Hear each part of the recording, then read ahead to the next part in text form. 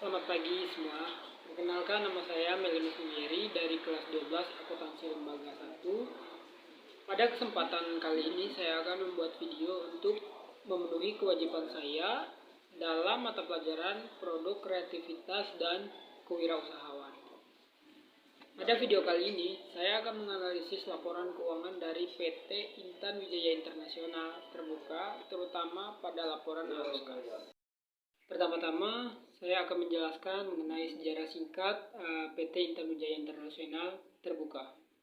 PT Intan Wijaya Internasional Terbuka atau bisa disingkat dengan INCI mengawali perjalanan bisnis pada industri kimia dalam negeri sejak 14 November 1981 dengan menggunakan nama Intan Wijaya Chemical Industry. Langkah awal tersebut didukung dengan pendirian fasilitas produksi pertama yang beralokasi di Banjarmasin, Kalimantan Selatan pada 1986. Berikutnya saya akan menjelaskan mengenai pengertian dari laporan arus kas. Laporan arus kas merupakan laporan memberikan informasi keluar dan masuknya kas dalam suatu perusahaan yang disebabkan oleh adanya aktivitas operasi, investasi, dan pendanaan.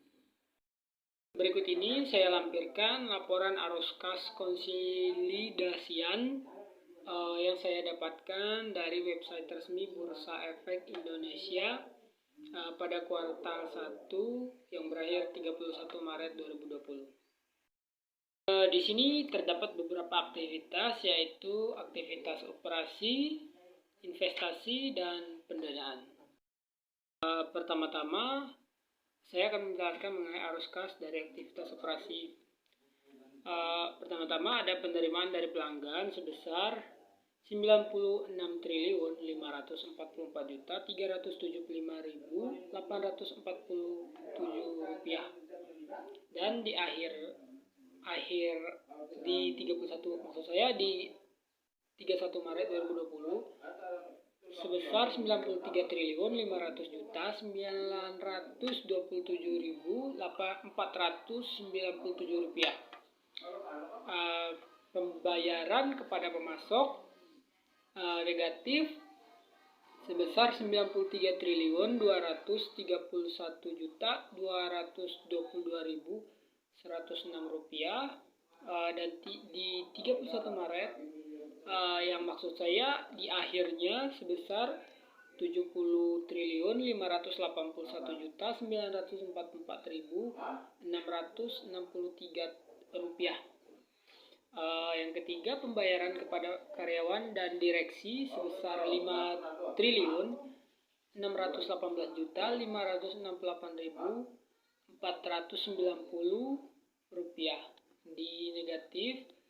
Maksud saya negatif. Dan di 31 Maret atau yang bisa saya sebut di akhirnya sebesar 5 triliun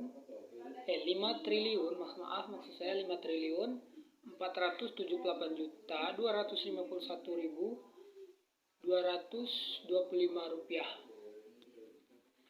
Dan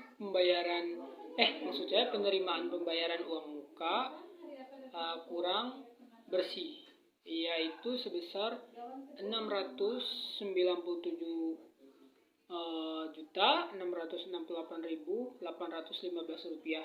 Dan di akhirnya min sebesar 2.605.928 rupiah.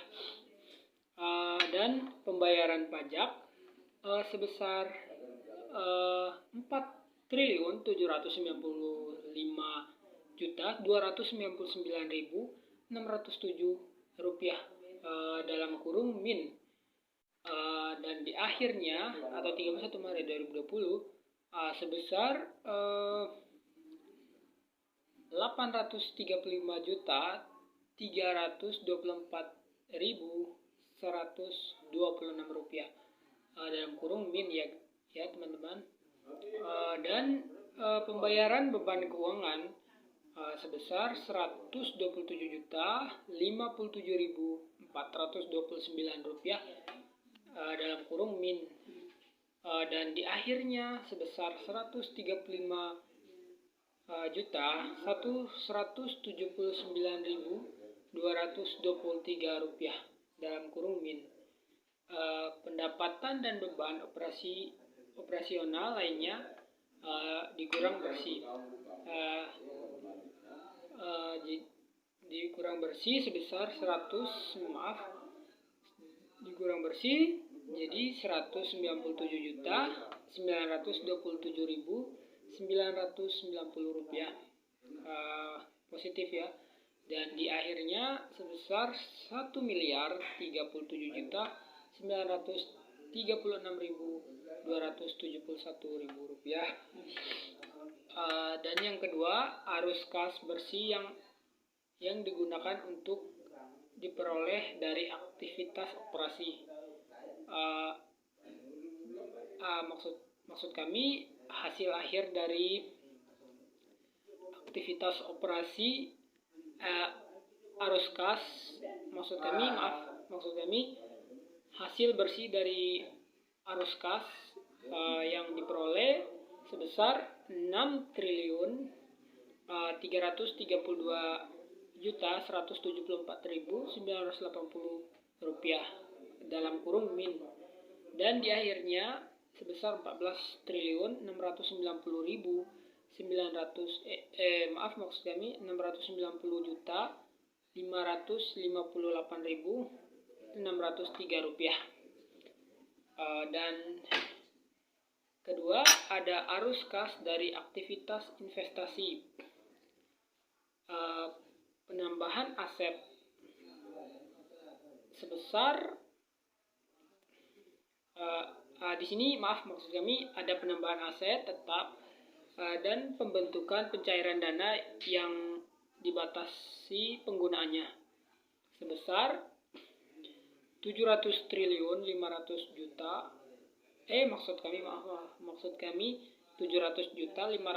rupiah dan dalam kurung min.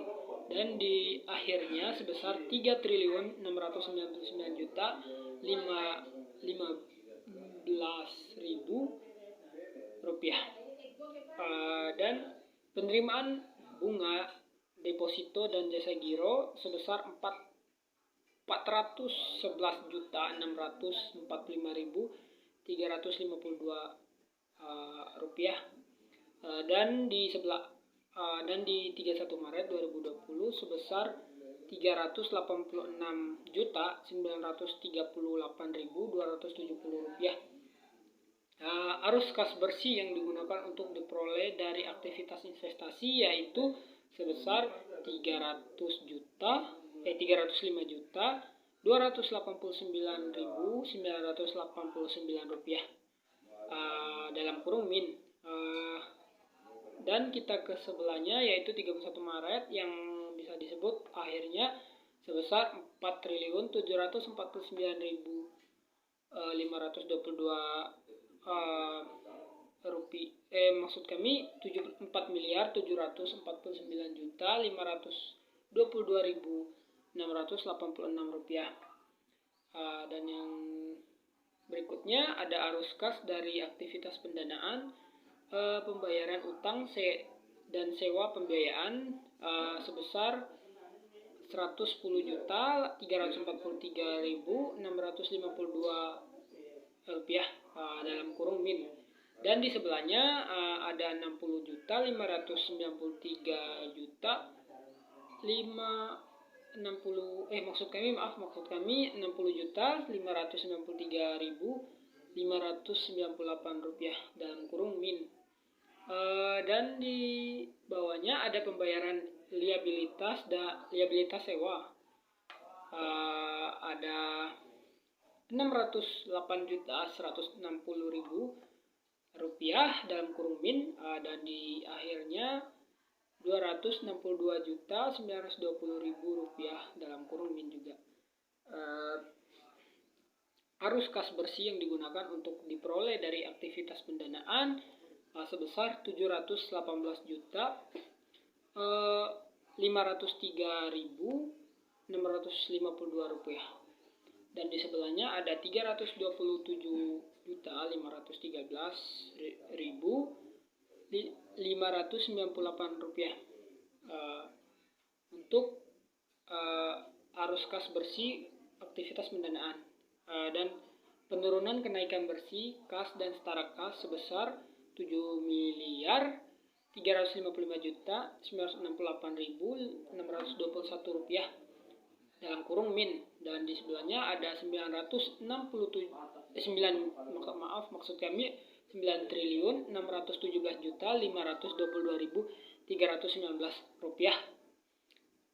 Dan dampak perubahan selisih arus kas terhadap selisih kurs terhadap kas dan setara kas sebesar 1.535.479.301 rupiah.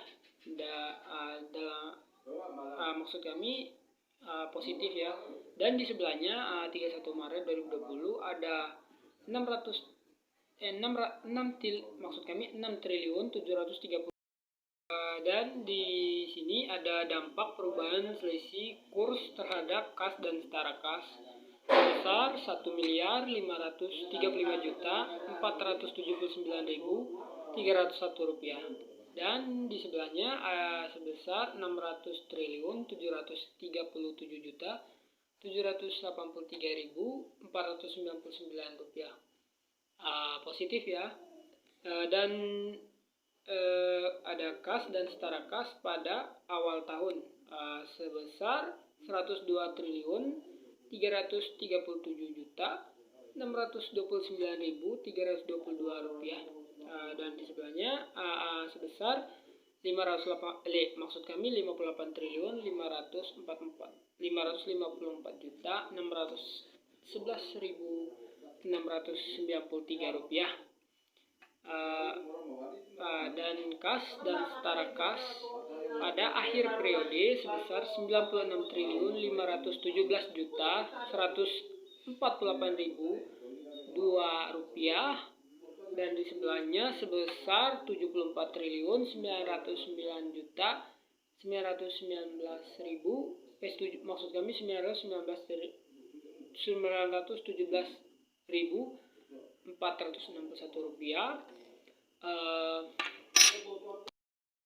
dan saya mendapatkan kesimpulan bahwa pada laporan arus kas PT Intan Wijaya Internasional Terbuka ini terdapat keuntungan pada akhir periode di 31 Maret 2020 keuntungan yang cukup besar pada PT Intan Wijaya ini.